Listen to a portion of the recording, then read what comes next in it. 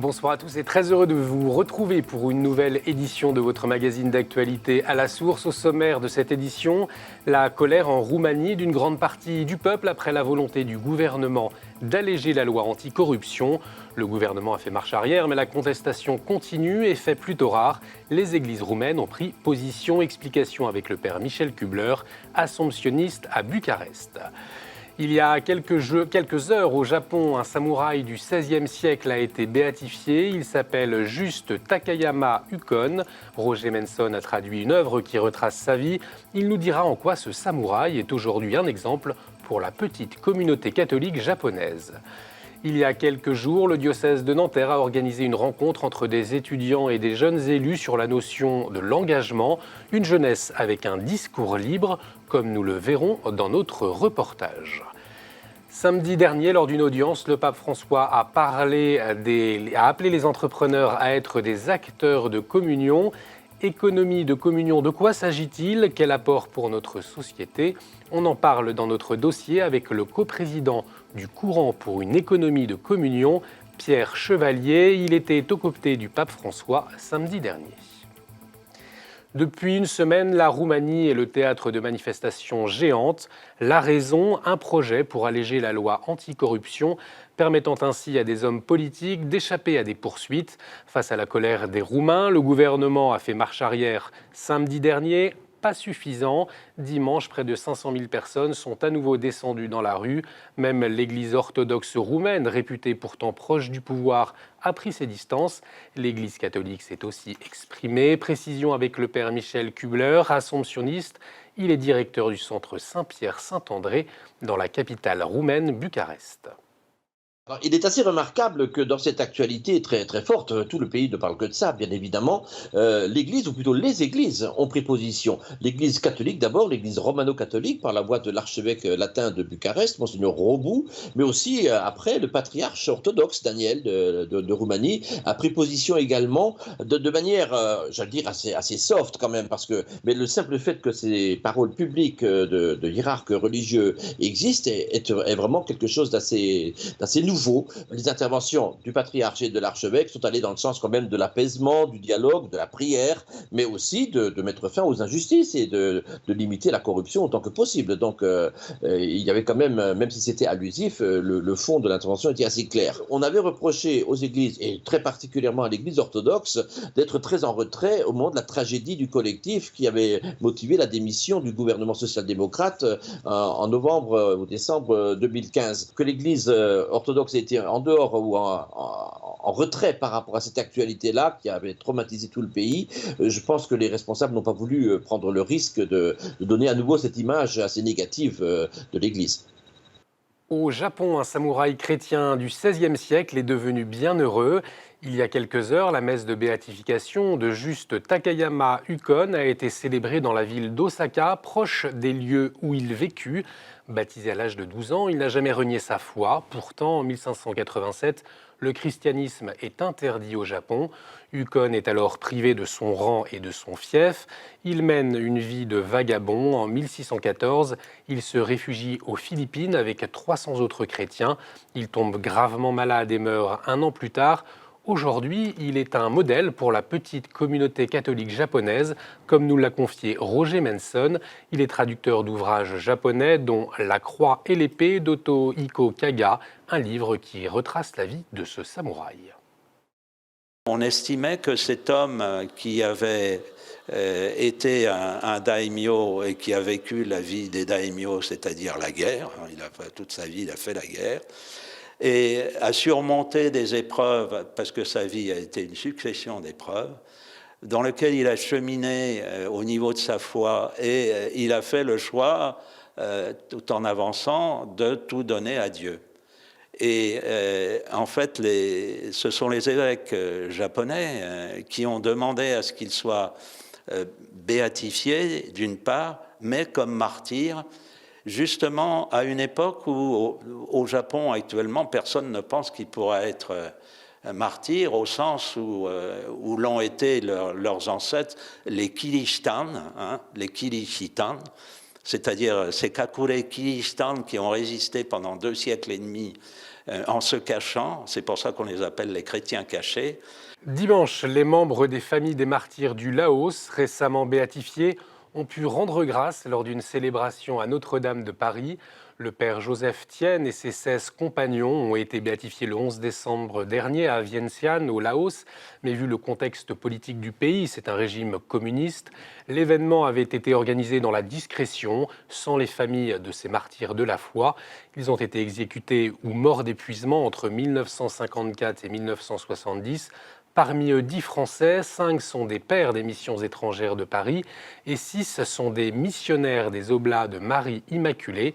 Dimanche, leurs familles ont pu se retrouver avec des membres de la communauté catholique laotienne. Les cousins germains de Bouille, qui l'ont connu pour certains, voilà, les cousins germains. La journée commence comme une réunion de famille. C'est proche de Lucien Galland, prêtre des missions étrangères de Paris, mort en martyr au Laos en 1968, sont venus en car depuis Rodez dans l'Aveyron. Une journée de souvenirs et d'émotions. Pour moi, c'est un saint. C'est un saint. J'y pense souvent, mais je sais qu'il nous protège. Moi, je l'ai vu, je m'en souviens qu'une fois, qu'il est venu nous voir et on était dans la neige et on jouait avec lui. Et on a voulu lui dire, mais tonton, si tu repars et que tu ne reviennes pas. Et il dit, mais ça fait rien, je veux mourir avec les miens. Le fait qu'il ait donné sa vie pour les autres, moi, ça m'inspire. Ça me rapproche de Jésus. Enfin, quelque chose de similaire, finalement. Bénisse ce repas au nom du Père et du Fils et du Saint-Esprit. Venus de toute la France pour rendre hommage aux 17 bienheureux martyrs du Laos, ils étaient près de 300 réunis aux missions étrangères de Paris ce dimanche. Sur place, les familles des martyrs français ont pu rencontrer et échanger avec des membres de la communauté catholique laotienne en France, dont certains avaient connu leurs proches disparus. Quand j'étais petit, surtout dans mon village, dans la brousse, dans le temps, il n'y a pas d'école. Et grâce à lui que maintenant je sais lire et écrire. Et c'est-à-dire que pour lui, le père Galland, c'est mon père. Oui. Il m'a élevé depuis mon enfance. Il est enceint. Il est enceint. Même avant sa mort. Parce qu'il a beaucoup aidé les montagnards, les gens qui n'ont rien. Il s'en occupe beaucoup des pauvres. Oui.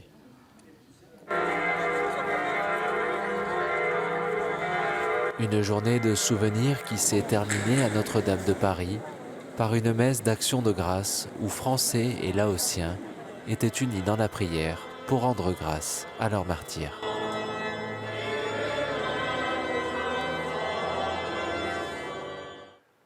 Les évêques de la conférence épiscopale de la région nord de l'Afrique soulignent l'immense besoin des migrants d'être écoutés. Un appel lancé après leur assemblée annuelle. Elle a eu lieu du 2 au 5 février à Kër Moussa au Sénégal. Et une visite a particulièrement marqué les évêques sur l'île de Gorée, un lieu de mémoire de la traite négrière. Une histoire qui renvoie à un autre drame humain en cours aujourd'hui, celui de la migration vers l'Europe. C'est ce que nous a rappelé Monseigneur Paul Desfarges, président de la conférence des évêques de la région nord de l'Afrique. Aujourd'hui, le grand drame au niveau de notre humanité, c'est l'immigration. Mais c'est vrai que nous rapportons tous les témoignages que nous avons, parce que nous sommes témoins de la traversée combien pénible, combien ces hommes, ces femmes sont exploités, dépouillés de tout. On a visité l'île de Gorée, et d'être là, dans ce lieu où il y a quelques siècles, des millions de personnes ont été arrachées à leur famille, à leur village, et emmenées en esclavage. C'était vraiment de réaliser ça, de réaliser ce drame humain affreux, fait quand même par des pays européens, dit alors. Très bien, on est marqué par ça. Pour nous, la migration, ce n'est pas un problème, ce sont des personnes. J'ajoute que Monseigneur Martinelli, vicaire apostolique de Tripoli qui appartient à la conférence épiscopale de la région nord de l'Afrique, a vu sa démission acceptée par le pape François dimanche. Monseigneur Martinelli avait atteint la limite d'âge de 75 ans. L'évêque italien sera remplacé par son vicaire général, le prêtre franciscain Georges Bugueggia, de nationalité maltaise.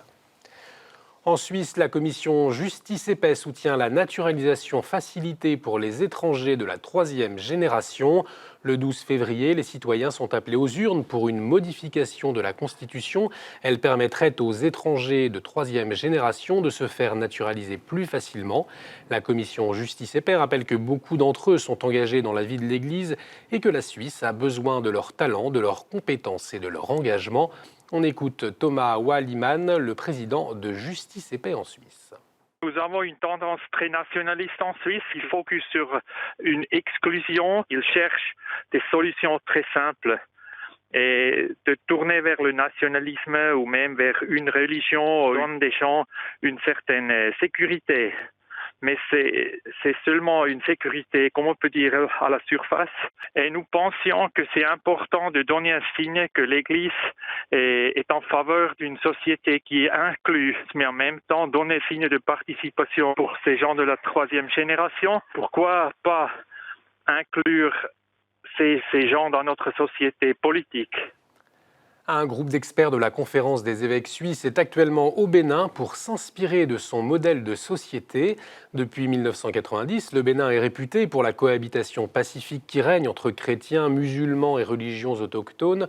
Pendant 8 jours, à travers des visites, la délégation suisse de 7 personnes prend donc des conseils sur la façon dont la population vit au quotidien dans les villes multireligieuses du pays. Le cardinal Pietro Parolin, secrétaire d'État au Saint-Siège, sera à Lourdes samedi prochain pour la 25e journée mondiale des malades.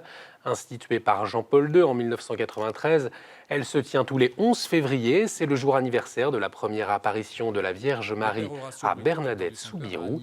Cette année, le thème choisi par le pape François est tiré de l'Évangile selon saint Luc. Émerveillement pour tout ce que Dieu accomplit, le puissant fit pour moi de grandes choses. La messe depuis Lourdes sera retransmise en direct samedi matin à partir de 10h sur KTO. Depuis le week-end dernier, le diocèse de Rennes, Dole et Saint-Malo s'est engagé dans une démarche synodale. Pendant un an, les fidèles sont invités à réfléchir sur les nouvelles façons concrètes d'évangéliser. Au terme de cette réflexion, Monseigneur Dornelas, évêque du lieu, publiera une lettre pastorale. Elle donnera les orientations pour que chacun devienne missionnaire. Cette année de réflexion a débuté samedi dernier à Saint-Malo avec la rencontre des équipes pilotes. En cette période électorale, de jeunes élus locaux de tous bords ont accepté d'échanger avec des étudiants du diocèse de Nanterre. En fin de semaine dernière, dans les locaux du Conseil départemental des Hauts-de-Seine, des acteurs politiques de moins de 30 ans ont témoigné de la façon dont ils vivaient leur engagement dans la société. Un temps ponctué par un échange avec les étudiants du diocèse auquel notre journaliste Olivier François a pu assister. Le monde politique suscite de plus en plus la défiance des Français, en tous les cas si on s'en tient à de nombreux sondages. Pour autant, il n'entache pas la volonté des plus jeunes à s'engager, comme Philippine. Avoir ce type de témoignage, ça donne envie de s'engager d'une façon ou d'une autre. Je ne sais pas si c'est exactement en politique, mais en tout cas ça donne vraiment envie de s'engager et ça ravive une flamme qui est enfouie quelque part. Dans leurs témoignages, les jeunes élus présents sont restés très libres dans leur façon de se situer et de partager leur façon de définir l'engagement. Je n'ai pas l'habitude en tant qu'élu local de brandir ma foi en étendard. En revanche, lorsqu'on me sollicite, je pense que c'est important de le faire parce que la foi, c'est vraiment le moteur de mon engagement politique. Et pour moi, la politique, c'est une bonne nouvelle. C'est le service du bien commun. Et l'évangile, c'est aussi nous appelle au service du bien commun. Je pense que l'un des problèmes des gens politiques, c'est d'être sectariste. À partir du moment où on ne s'ouvre pas, on n'est pas capable d'être confronté. Ce soir, nous avons entendu des femmes et des hommes qui parlent de quelque chose de fort, c'est leur engagement. Ce qui nous a rassemblés ce soir, c'est le terme engagement. Ce moment a permis de rappeler que nous sommes tous appelés à être acteurs dans la cité. Là, on a respiré ce soir. On a respiré et c'est, je trouve, un vrai souffle d'espérance. Et moi, je suis heureux d'avoir entendu ce que j'ai entendu, que ce soit de la part des politiques ou de la part des jeunes. Et ça rejoint bien ce que le pape François nous dit quand il nous invite sans cesse à nous engager en politique, quand il invite les jeunes à sortir, quand il invite les jeunes à prendre place dans la vie de la cité et pas rester sur le bord à regarder le monde se passer, mais être acteur du monde. Les diocèses ont été nombreux à organiser ce type de rencontre en année d'élection présidentielle. encourageant chacun à réfléchir profondément au sens de son vote. Le pape François a publié cet après-midi son message pour le Carême 2017. Il s'ouvrira le 1er mars avec la célébration du mercredi des Cendres. Le pape s'appuie sur la parabole de Lazare et de l'homme riche dans l'évangile de Saint Luc. Pour le Carême, le pape nous invite à accomplir un vrai chemin de conversion pour redécouvrir le don de la parole de Dieu, être purifié du péché qui nous aveugle et servir le Christ présent dans nos frères dans le besoin. Le pape François, un grand passionné de sport, n'est pas passé à côté de la finale du championnat de football américain.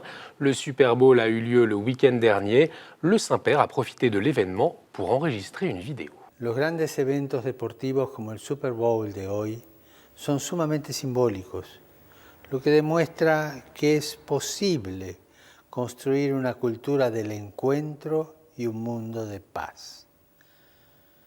Al participar del deporte somos capaces de ir más allá del propio interés personal y de una manera saludable aprendemos a sacrificarnos, a crecer en fidelidad y en el respeto a las reglas.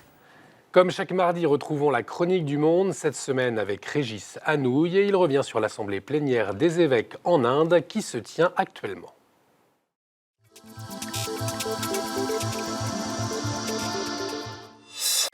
Heureux de vous retrouver dans ces chroniques du monde. Les évêques indiens sont réunis en assemblée plénière. Quelle nouvelle, me direz-vous? Oui, mais lorsque les évêques en Inde se réunissent, cela fait du monde. 182 évêques pour 132 diocèses, et je ne parle là que des évêques de rite latin. Ce sont l'Église catholique en Inde, il faut s'en souvenir, compte en effet 3 rites. Le rite latin majoritaire, le rite syro-malabar, présent dans le sud-ouest du pays, au Kerala principalement, ainsi que le rite syro-malankar. Cette fois-ci, du 31 janvier au 8 février, les évêques latins sont donc réunis à Bhopal, au Madhya Pradesh, pour parler de la famille. C'est le thème de leur discussion. Promouvoir la joie de l'amour dans nos familles, ont expliqué les évêques, car selon eux, la modernisation qui a cours aujourd'hui en Inde menace les familles, met en péril les familles, et l'Église se doit donc de venir en aide aux fidèles sur ce plan. Un journaliste a demandé aux évêques si le fait que le pape nomme les évêques de l'Église en Inde ne constitue pas une ingérence dans les affaires intérieures du pays. C'est l'expression retenue par le journaliste. Un autre a demandé si l'Église ne cherchait pas à convertir les hindous au christianisme, et si cette posture n'était pas la source de ces difficultés, des difficultés que l'Église rencontre aujourd'hui en Inde. 2 questions a répondu le cardinal Gracias, archevêque de Bombay et président de la conférence des évêques latins, qui ne sont pas nouvelles, mais qui reflètent bien les préjugés dont est victime l'Église en Inde. Du fait du lien à Rome, on l'accuse en effet d'être un corps étranger dans le pays, en oubliant que l'évangélisation du sous-continent indien de ce pays remonte aux temps apostoliques, remonte à l'apôtre saint Thomas au 1er siècle de notre ère. Du fait également de sa forte présence dans les œuvres sociales, éducatives et caritatives, on accuse l'Église de chercher à attirer à elle les hindous pour mieux les convertir au christianisme. Le cardinal a répondu très calmement « Si nous convertissions sans relâche, pourquoi donc la population chrétienne de ce pays demeure-t-elle obstinément sous la barre des 3%?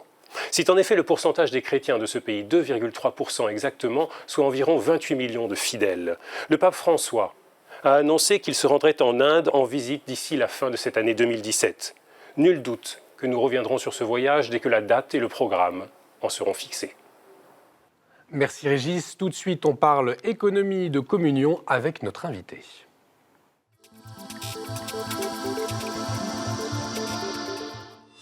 Samedi matin, le pape François a reçu salle Paul VI plus d'1 million de personnes de plus de 50 pays. Il participait à un congrès sur l'économie de communion. Le Saint-Père a appelé les entrepreneurs à humaniser les entreprises avec une attention renforcée pour les pauvres et les jeunes. Pour mieux comprendre de quoi on parle quand on parle d'économie de communion, nous recevons ce soir Pierre Chevalier. Bonsoir. Bonsoir. Alors, vous êtes coprésident en France du Courant pour une économie de communion. Vous êtes également entrepreneur. Vous étiez au Vatican le week-end dernier. Alors, en quelques mots, dans quel contexte, mais surtout, qu'est-ce que vous a dit le pape ? Alors, dans quel contexte? C'est effectivement une rencontre internationale des entrepreneurs de l'économie de communion, des étudiants qui ont un désir de création d'entreprise, des chercheurs.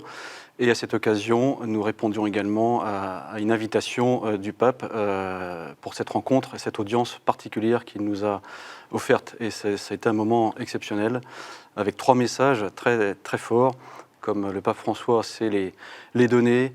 Premier message, clairement, on ne peut pas servir Dieu et l'argent. Voilà, on ne peut pas avoir 2 patrons, pour reprendre une phraséologie du monde de l'entreprise.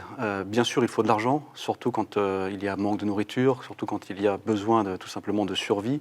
Mais si l'argent devient une fin en soi, on sait où cette idolâtrie entraîne dans le monde d'aujourd'hui, qui est un monde hyper individualisé et d'hyper-consumérisme, avec toutes les conséquences. C'est vrai, on poursuivra tout à l'heure, mais sur ce qu'a dit le pape, mais c'est vrai qu'on a du mal à associer les mots communion et économie. Alors comment est-ce qu'on peut relier ces 2 mots? Mais en fait, c'était l'introduction également du message du pape samedi, qui est de dire pourquoi cette opposition de termes au fur et à mesure du temps, pourquoi l'économie et communion sont des termes qui pour beaucoup aujourd'hui paraissent complètement antinomiques. Et en fait, pour nous, nous sommes convaincus qu'au sein même de l'acte marchand, il y a une notion de don. Sans don, quelle que soit la personne dans l'entreprise, collaborateur, dirigeant, créateur d'entreprise, s'il n'y a pas une partie de gratuité, ça ne fonctionne pas. À partir du moment où on est convaincu qu'au milieu de l'acte même marchand, il y a une notion de don, tout devient relation. Et la communion en tant que telle, c'est bien ce qu'il manque aujourd'hui le plus dans un grand nombre d'organismes tels que les entreprises, où finalement on est pressé par une notion de performance, on est également sous contrainte de résultats individuels qui sont toujours plus difficiles à atteindre parce qu'il faut toujours plus, et on a perdu au fur et à mesure du temps cette notion de lien et cette notion de gratuité. L'économie de communion s'inscrit véritablement dans l'économie de marché, qui est la seule forme d'économie qui est porteuse de croissance, mais sa finalité n'est pas le profit. La finalité de l'économie de communion et des entreprises qui veulent s'inscrire dans cette démarche, c'est d'utiliser le profit pour les plus petits et pour recréer du lien, recréer de la communion entre les personnes, qui est ce dont nous manquons aujourd'hui terriblement. Au fond, en ce qui concerne l'argent, c'est repenser la distribution, c'est un peu ça, concrètement? Alors, effectivement, à l'origine de l'économie de communion, on trouve Carl Lubick, la fondatrice du mouvement des Focolari, et lors de l'une de ses visites au Brésil en 1991, le Brésil était à l'époque frappé par une grande crise financière et politique, elle avait été stupéfaite de voir que même au sein même de son mouvement, il y avait des indigents. Et cette image qui est restée très forte pour tout le monde, des favelas qui entourent les buildings, avait interpellé Carl Lubick en se disant « Mais pourquoi l'homme est capable de construire des buildings et il est incapable d'empêcher les enfants de mourir dans la rue ?» À partir de là, elle a eu cette intuition qui est aujourd'hui porteuse de sens très fort et qui était prophétique certainement à l'époque, de dire il faut augmenter la taille du gâteau, c'est-à-dire il faut créer davantage d'entreprises et d'entreprises qui vont véritablement avoir comme objectif ultime non pas le profit pour le profit, mais le profit pour le plus petit. Et pour atteindre cette logique qui paraît totalement impossible dans notre monde d'aujourd'hui, qui a peut-être oublié qu'il y a d'autres formes de travail que simplement la performance et le profit, eh bien, il faut avoir une quête d'une attitude très particulière qui est l'attitude de la réciprocité les uns pour les autres au sein d'une entreprise, l'attitude de l'attention aux plus petits au sein de l'entreprise, et à partir de là, la performance prend un autre sens et le profit va pouvoir prendre une autre direction. Alors justement, je le disais, vous êtes aussi entrepreneur. Alors concrètement, au jour le jour, comment est-ce qu'on peut imaginer cette économie de communion dans une entreprise? Comment ça se passe? Si vous aviez quelques pistes à nous donner. Alors, quelques pistes, elles appartiennent en fait à chacun, mais les 3 grandes, on va dire les 3 grands axes qui font qu'on se retrouve, nous aussi, en communion entre entrepreneurs et collaborateurs d'entreprise, puisque l'économie de communion est ouverte à tous, consommateurs, collaborateurs, salariés, et bien sûr, en premier chef, les créateurs d'entreprises, qui ont beaucoup à repenser sur leur façon et notre façon de créer, de diriger une entreprise. Eh bien, les trois pistes qui sont les miennes, encore une fois, mais inspirées globalement d'un ensemble partagé au niveau de l'ensemble du courant des l'économie de communion, c'est essayer de ne pas passer une journée sans s'être demandé au moins une fois si on a vu le plus petit, le plus pauvre. C'est qui le plus petit, le plus pauvre? Voilà. Dans l'entreprise, dans sa relation, dans ses mails, dans ses téléphones, dans ses rencontres de visu avec vous, d'avoir une attention toute particulière qui va bien au-delà de l'empathie, qui est vraiment l'amour en fait fraternel, réel, les uns pour les autres, sans pour autant ne pas être professionnel, c'est tout à fait évidemment compatible. Donc ça, c'est un premier axe, c'est un axe qui en fait ne se développe qu'avec de la formation sur soi-même, puisqu'on est, moi le premier, toujours sous pression. Et donc, un premier axe très important de l'économie de communion est de se former en tant qu'homme nouveau pour être capable d'avoir cette attitude qui devienne vraiment une attitude la plus forte possible, celle qui va diriger notre vie.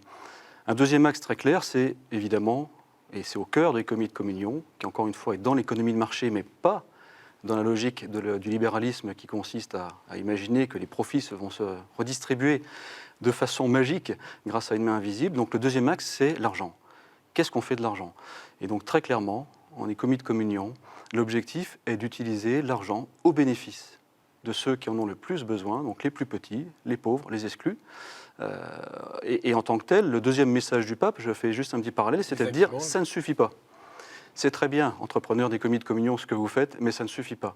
Vous risqueriez même de tomber dans peut-être un risque qui est de simplement donner de l'argent quand en fait le pauvre, il attend beaucoup plus. Il attend qu'on donne sa personne, il attend qu'on donne de l'attention, il attend qu'on donne un regard, une affection, une main tendue. Et l'argent n'est que secondaire. Voilà, donc deuxième axe de réflexion pour tout entrepreneur et salarié, c'est qu'est-ce que l'on fait de l'argent? Et puis le troisième axe, eh bien, il faut faire croître l'entreprise. Et pour faire croître l'entreprise, on en revient au premier, c'est véritablement de développer une véritable relationnelle de communion, les uns avec les autres, avec des clients, avec des fournisseurs, et d'avoir une attitude bien différente de celle qu'on voudrait nous imprimer comme une réalité unique. Merci beaucoup Pierre Chevalier. Malheureusement, nous n'avons plus beaucoup de temps.